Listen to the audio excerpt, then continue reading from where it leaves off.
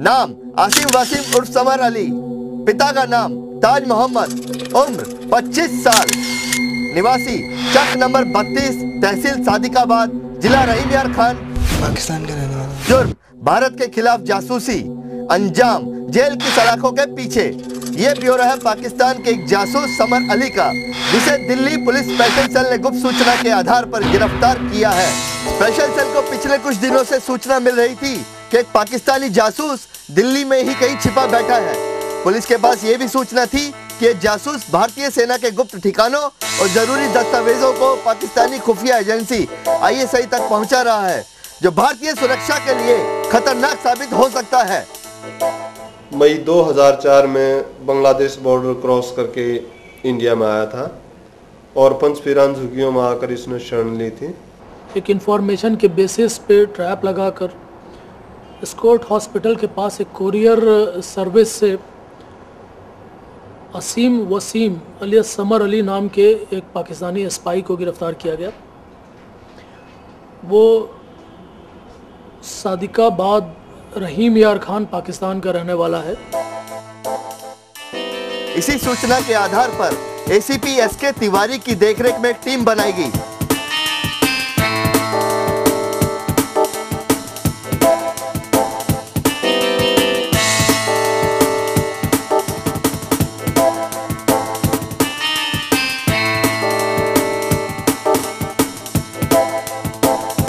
कमान संभाली इंस्पेक्टर देवेंद्र सिंह ने। 15 सितंबर का दिन स्पेशल सेल को एक लिक्विड से सूचना मिली कि समर अली जामिया नगर की ईस्ट कोरियर कंपनी के ऑफिस में पहुंचने वाला है। समय बताया गया दोपहर 12:30 से 2:30 बजे के बीच।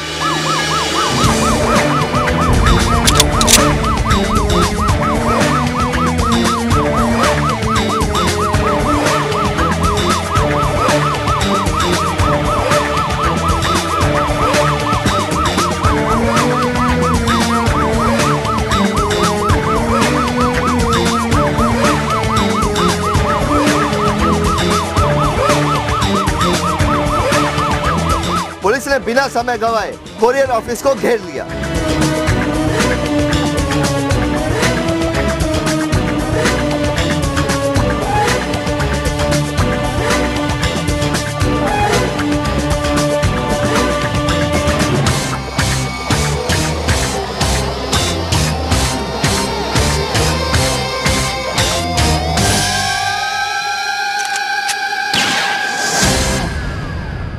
समय दिन के 2 बजे एक आदमी जिसकी उम्र 25 साल सतर्क निगाहों से इधर उधर देखता हुआ कोरियर कंपनी के ऑफिस में दाखिल हुआ।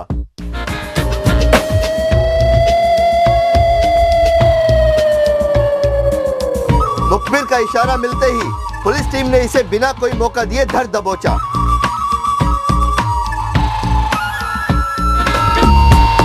गिरफ्तारी के बाद इसकी पहचान असीम वसीम उर्फ समर अली निवासी पाकिस्तान के रूप में हुई। गिरफ्तारी के वक्त इसके पास एक पार्सल बरामद हुआ जिस पर संयुक्त अरब अमीरात का पता था।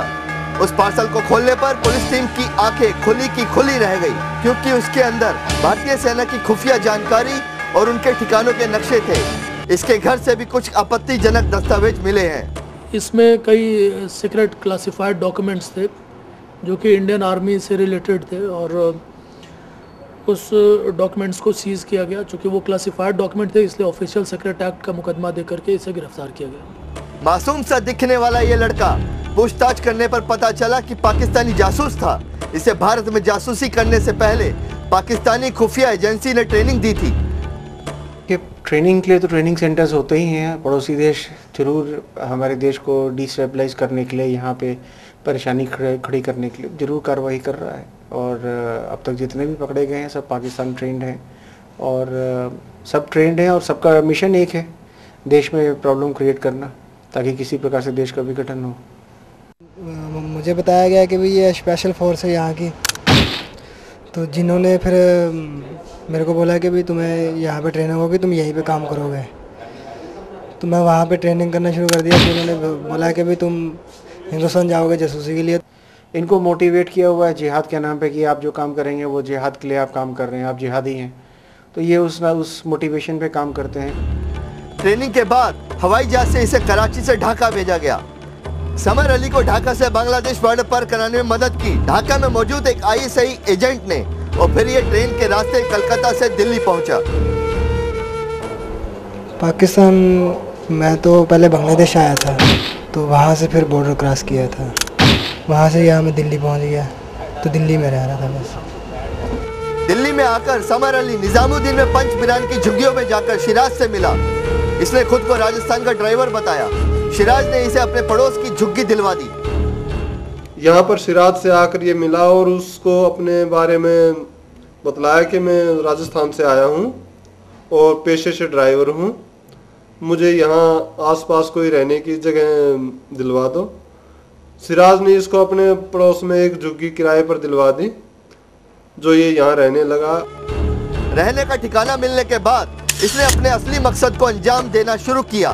मकसद था मध्य भारत के खुफिया फौजी ठिकानों की जानकारी, जिसमें प्रमुख थे राजस्थान, ग्वालियर, बबीना और मथुरा के फौजी ठिकाने।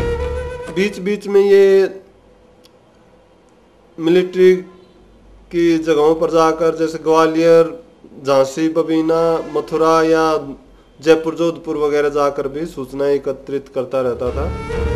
रियाज नाम के व्यक्ति से मिलकर इसने हिसार से एक ड्राइविंग लाइसेंस भी बनवाया, जो कि नकली पाया गया। दिखावे के लिए ब्याह शादियों में वेटर का काम भी किया करता था। बीच बीच में फौजी ठिकानों की जानकारी के लिए राजस्थान, मथुरा भी जाता रहता था। दिसंबर 2004 में इसने एक मोबाइल फोन खरीदा, जिस पर पाकिस्तानी खुफिया एजेंसी से इसे दिशा निर्देश मिलते रहते थे। थोड़े थोड़े समय के अंतराल पर यह अपने ठिकाने बदलता रहता था।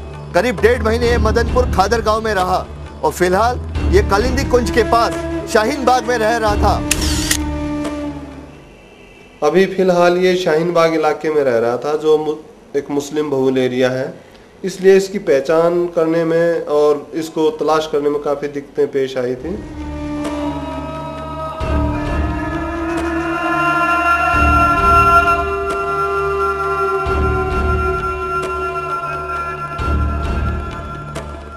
सब पाकिस्तानी जासूस या आतंकवादी जो भारत में आते हैं, वो अपने आप को यहाँ पर कैसे छिपा लेते हैं, मिक्सअप कर लेते हैं? उनके लिए बड़ा आसान होता है, क्योंकि रहन सहन, कपड़ा पहनने का स्टाइल और खाने का स्टाइल काफ़ी हद तक सिमिलर है और इंडियंस की तरह ही है, तो इसलिए उनको कोई ख़ास दिक्कत नहीं आती है। स्किन का कॉम्प्लेक्शन भी एकदम इंडियन जैसा ही है, तो इस वजह से उनको यहाँ पे एडजस्ट होने में या अपने आप को कंसील करने में दिक्कत नहीं होती है।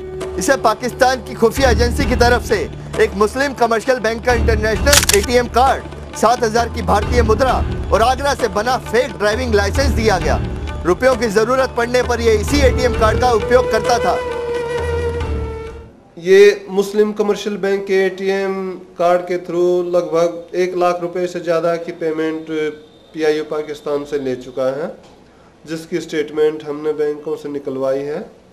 यहाँ पे मैं लेता था इनसे तकरीबन ये कभी 4,000 ले लिया, कभी 5,000, इस तरह करके लेता था। हो सकता है इसका कोई साथी जो बच गया हो पुलिस की नजरों से, छिपा बैठा हो आपके गली मोहल्लों में, फिराक में कि दे सके वो किसी वारदात को अंजाम।